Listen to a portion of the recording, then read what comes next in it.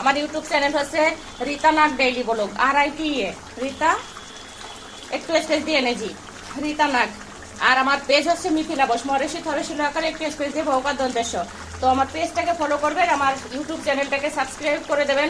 আমার রান্না কেমন হয়েছে আমার মতো দেখবেন আর আমার মতো চেষ্টা করবেন। অত্যন্ত ভালো হয় আমি জানি, তো নিজের রান্নার গল্প নিজে দিয়ে লাভ নাই। আমার মতো চেষ্টা করলে আপনাদেরটাও হয়তো আমার মতো হবে, ভালো হবে। আমি বেশিরভাগ সময় পেঁয়াজ ছাড়া রান্না করে ফেলি, সেটাও আপনাদের মাঝে মাঝে দেখাই। তো আপনারা সবাই ভালো থাকেন, সুস্থ থাকেন, আমার পেজের পাশে থাকেন, আমার চ্যানেল সাবস্ক্রাইব করে দেবেন। সবাইকে অনেক অনেক ধন্যবাদ। শুভ দুপুর। আমি মাছ রান্নার রেসিপি দেখাবো। পটল 4টা কেটে নিচ্ছি, পিঠ একটু কাঁচা কাঁচা করে দিচ্ছি চম্পা। তো এটাকে আমি ভাজবো, পিঠ করে হালকা ভাজা দিব। আগে ভাজে রাখি, তারপর মাছ ভাজবো। মাছ ভাজার পর রান্নাটা আমি দেখাবো কিভাবে রান্না করব।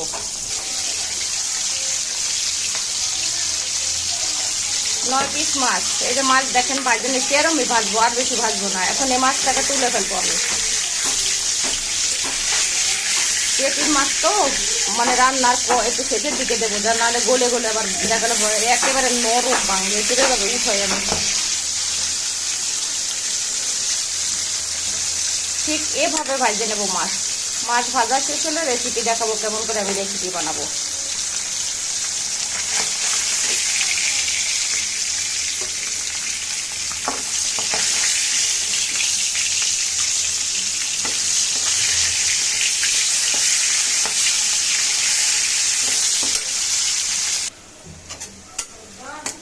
আমি হচ্ছে যেভাবে রেসিপিটা বানাবো ওইটাই আমি স্টার্ট করলাম। আমি আসলে পেঁয়াজ তেলের পর খুব কম দেই, ওই সলা সলা থাকলে আমার নিজের ভালো লাগে না।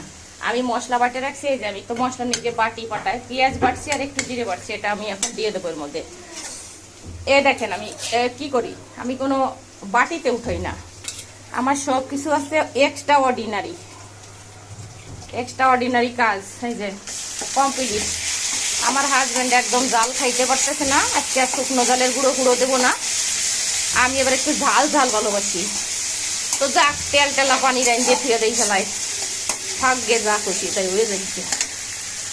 আমি এবার মশলাটাকে ভালো করে কষিয়ে ম্যারিনেট করে তারপরে আমার এই ভাজা মাছ পটল এগুলো দিয়ে সুন্দর করে ঝোল করে ফেলবো। দিদির কাছে যারা আছে স্বার্থ পুরলি দিদি শেষ, দরকার নাই আর।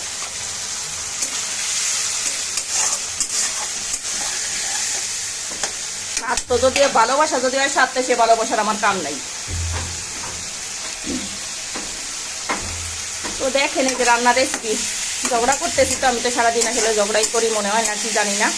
আমার এটা কষানো হয়ে গেছে, আমি শুধু পেঁয়াজ ব্যবহার করছি, পেঁয়াজ আর হচ্ছে কাঁচামরিচ আর একটু জিরে বাটা, অল্প একটু ধনিয়ার গুঁড়ো দিচ্ছি, আর পটল ভাজা রাখছিলাম সেটা দিলাম। এখন আমি ঝোলের জল দিয়ে মাছটা দিয়ে দেবো, বেশি যেটুকু ঝোল রাখবো ওইটুকুই দেবো। তো মাছের ঝোল রান্না দেখেন কমপ্লিট। কত সময় লাগছে? 20 মিনিট, সর্বোচ্চ 18-19 মিনিট লাগছে মাছ রান্না করতে।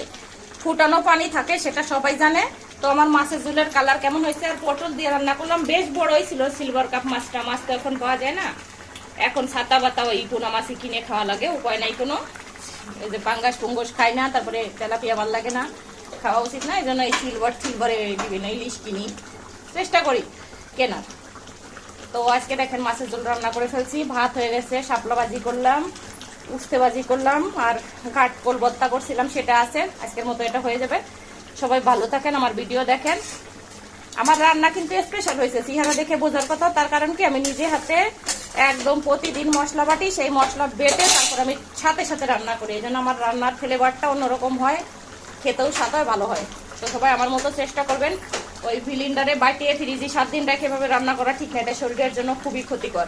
তাজা রান্না বাটবেন, তাজা রান্না করবেন, চেষ্টা করবেন ভালোভাবে একটু খাওয়ার। তার কারণে এখন তো সব ভেজাল জিনিস, এই জন্য কারোরই শরীর সুস্থ থাকতে চায় না, ভালো থাকতে চায় না। তো সবাই ভালো থাকবেন, আমার ভিডিওটা দেখবেন।